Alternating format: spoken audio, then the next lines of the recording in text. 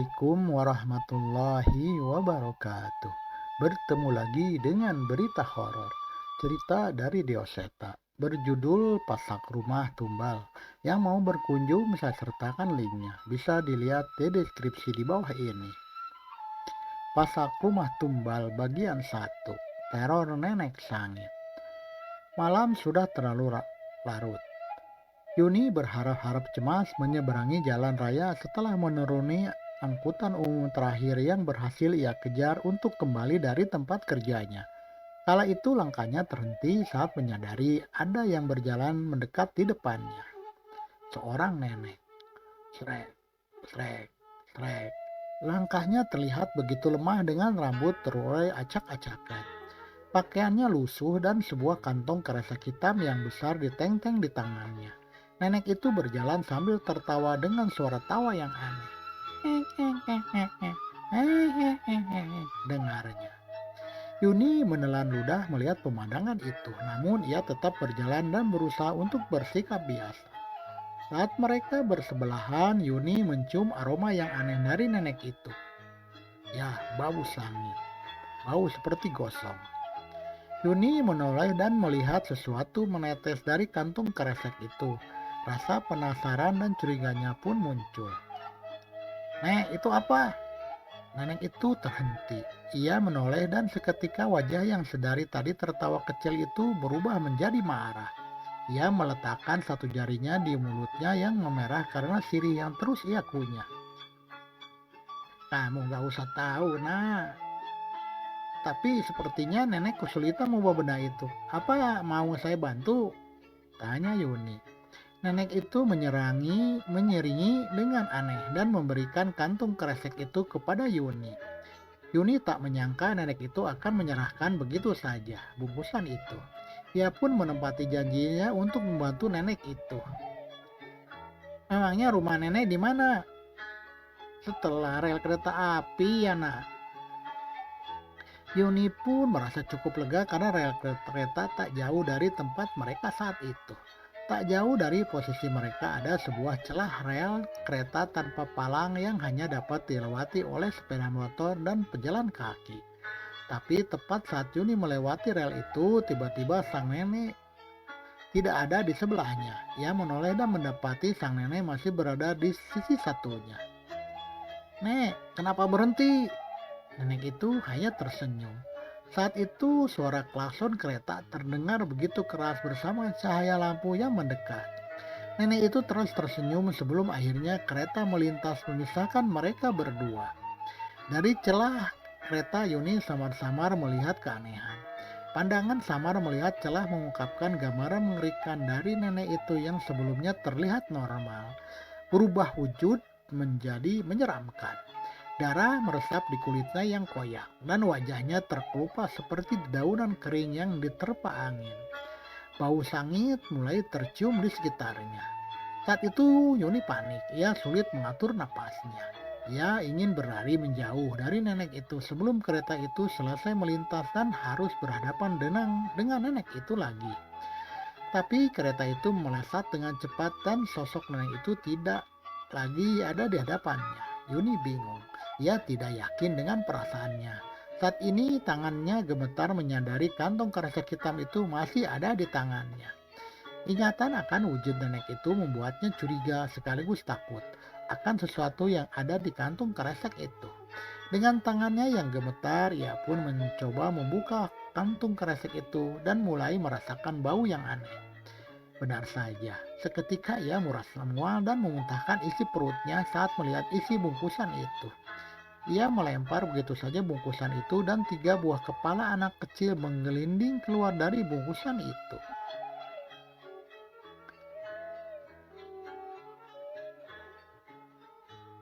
Adegan di tempat lain.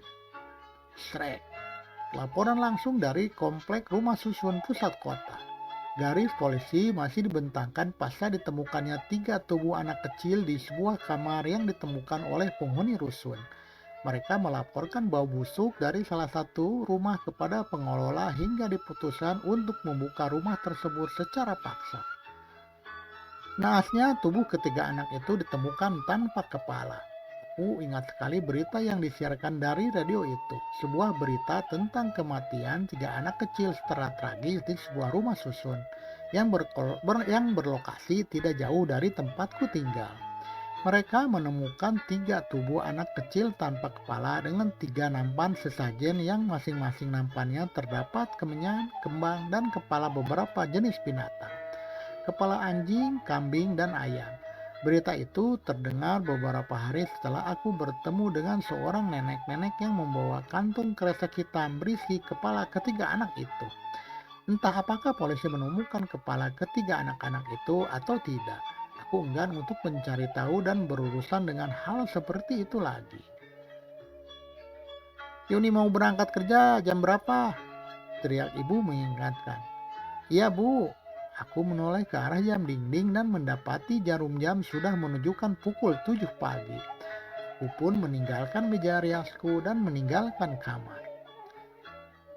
Yuni berangkat dulu ya bu. Iya, hati-hati, bekalmu jangan lupa dibawa. Iya bu. Aku mencium tangan ibu dan mengambil bekal makan siang yang sudah disiapkan ibu untuk kubawa ke kantor. Dengan terburu-buru, aku berjalan meninggalkan komplek perumahan tempatku tinggal sambil beberapa kali menyapa tetanggaku yang beradu pandang denganku. Atyun, sapa Bang Fajar tetanggaku. Mudah-mudahan enggak bang, aku singkat. Jangan buru-buru, yang penting selamat dulu, balasnya lagi. Jika aku sempat mengejar bis patas yang lewat di jam-jam ini, aku akan sampai dengan tenang di kantor. Tapi jika tidak, aku harus menunggu 15 menit lagi dan artinya ini sudah keterlambatanku yang ketiga kali di bulan ini.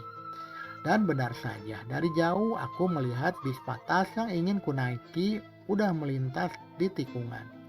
Aku pun mempercepat langkahku untuk mengejar di halte, tapi saat itu tanpa sengaja aku melihat sesuatu yang menarik perhatianku. Ya, terlihat seorang perempuan.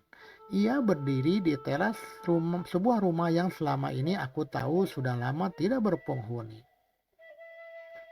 Rumah yang cukup besar dengan sebagian bangunannya masih menggunakan kayu yang kokoh.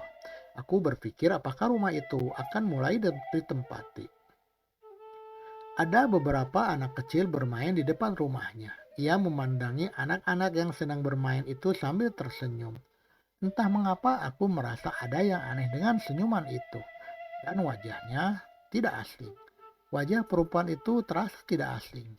Seketika aku teringat akan nenek-nenek yang membawa kantung kresek berwarna hitam itu.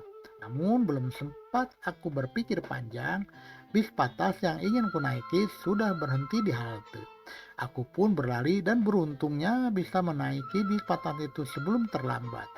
Namun dari balik jendela bis aku masih memandangi ke arah rumah yang sebelumnya tak berpenghuni itu.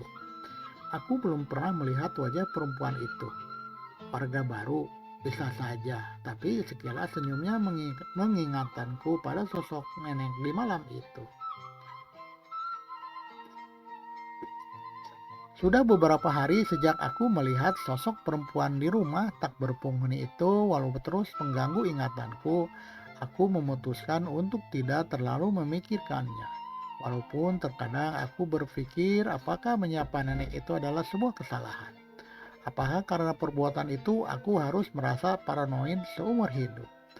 Hampir setiap pulang lembur aku mengingatkan kejadian itu. Sekarang temanku hanyalah sebuah Discman atau pemutar CD portable yang sengaja kubeli untuk menemani perjalananku, terutama saat pulang di malam hari. Selama ini aku mencoba terus berpikiran positif dan melupakan kejadian itu. Tapi suatu ketika saat aku pulang lembur, aku melihat kejanggalan di rumah tak berpenghuni itu. Pintu rumah itu terbuka. Ada seorang anak kecil, wajahnya begitu pucat dengan baju yang robek. Dennis, aku ingat anak itu bernama Dennis, anak dari tetanggaku yang tinggal beberapa gang dari rumahku. Dennis, ngapain kamu di rumah itu? Tanyaku mendekat mencari tahu dari jauh. Rumah itu terlihat gelap, namun dari pintu depan terlihat cahaya remang-remang seperti berasal dari api lilin atau benda sejenisnya. Dennis, panggilku. Apa yang dilakukan seorang anak kecil malam-malam di rumah itu? Seketika rasa penasaranku membuat bergerak memasuki rumah itu. "Denis, ngapain kamu di sini malam-malam?" teriak aku. Tapi sama sekali tak ada jawaban. Aku tak tahu harus mencari Denis kemana. Di rumah yang cukup luas dengan lorong yang bercabang dan kamar-kamar yang cukup banyak ini. Aku bahkan baru tahu bahwa rumah ini ternyata lebih besar dari yang terlihat dari luar. "Denis!" Samar-samar terlihat bayangan bergerak dari arah cahaya remang-remang yang sempat kulihat dari luar tadi. Aku mempercepat langkahku ke sana, tapi aku mendengar suara yang aneh. Tak, tak, tak. Ada suara langkah kaki di belakangku. Aku merinding dan bulu kuduku berdiri. Aku pun memutuskan untuk menoleh, tapi tidak ada siapapun di belakangku. Tak, tak. Aku meneruskan langkahku, namun suara langkah itu kembali terdengar. Ia melangkah setiap aku melangkah, dan ia berhenti setiap aku berhenti.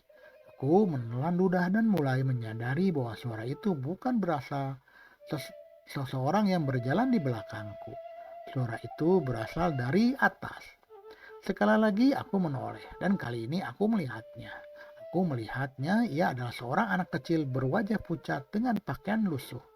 Ia mengikutiku dengan berjalan di langit-langit lorong rumah itu. Setan!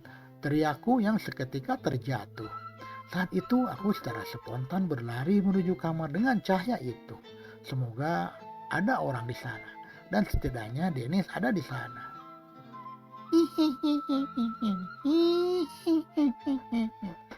Suara anak kecil itu terdengar menggema. Namun dalam beberapa langkah aku berhasil mencapai kamar dengan cahaya remang-remang itu. Tengah pintunya tertutup. Aku segera saja membukanya dan saat itu juga aku menyesal. Saat aku membuka pintu itu, terlihat seorang nenek yang tengah menyembelih seorang anak wanita di lantai tegel tua kamar itu. Anak itu tak melawan, namun tubuhnya kejang-kejang menerima goresan pisau itu. Aku menderu cepat. Aku ingin meneriaki, namun saat menyadari wajah pelaku itu, aku mengurungkan niatku. Wajah itu tidak terlihat seperti wajah manusia, seperti wajah seorang nenek yang sudah sangat tua. Seolah sudah berumur ratusan tahun. Kulitnya sudah membusuk dan mengelupas. Bau sangnya tercium di ruangan ini. Aku pun menyadari itu nenek yang sama dengan yang memberikanku ketiga kepala anak itu. Mengetahui kedatanganku, ia pun menoleh dengan wajah penuh amarah. Aku memandang ke sebuah kamar mencari keberadaan Dennis. Namun alih-alih aku menemukan Dennis, yang kulihat justru makhluk berwujud wanita kurus jangkung yang tingginya hampir mencapai langit-langit rumah. Di dekatnya ada seorang anak laki-laki yang terbaring, namun itu bukan Dennis. Kuntilanak, bukan. Kuntilanak seharusnya tidak setinggi itu.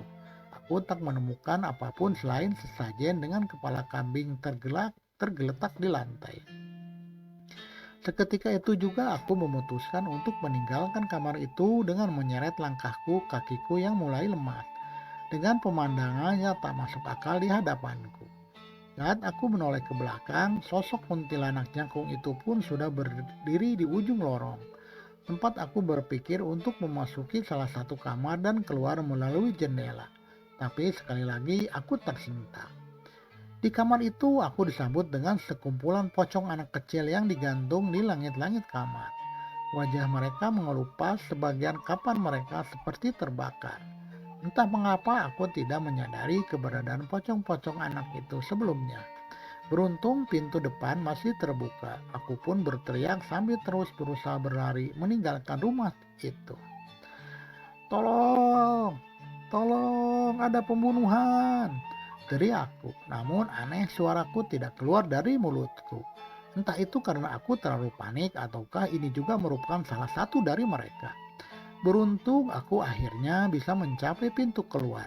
Aku sempat terjatuh namun aku berusaha kembali berdiri meninggalkan rumah itu. Sialnya saat aku menoleh, nenek itu sudah berada di depan rumah. Tapi ia hanya meletakkan jarinya di depan bibirnya sambil berucap, "Shh." Suara kecil itu terdengar bersama raut wajahnya yang penuh amarah. Sepertinya aku telah melihat sesuatu yang terlarang. Sepertinya aku sudah mengusik sesuatu yang sangat jahat. Dan rumah-rumah itu sesuatu yang terkutuk tersembunyi di sana. Selesai bersambung ke bagian 2 berjudul Penebusan dengan subjudul Teror. Terus ikuti channel Berita Horor. Jangan lupa subscribe, share, komen, dan nyalakan tanda loncengnya supaya tidak ketinggalan cerita-cerita dari Berita Horor. Sehat selalu dan berkah. Assalamualaikum warahmatullahi wabarakatuh.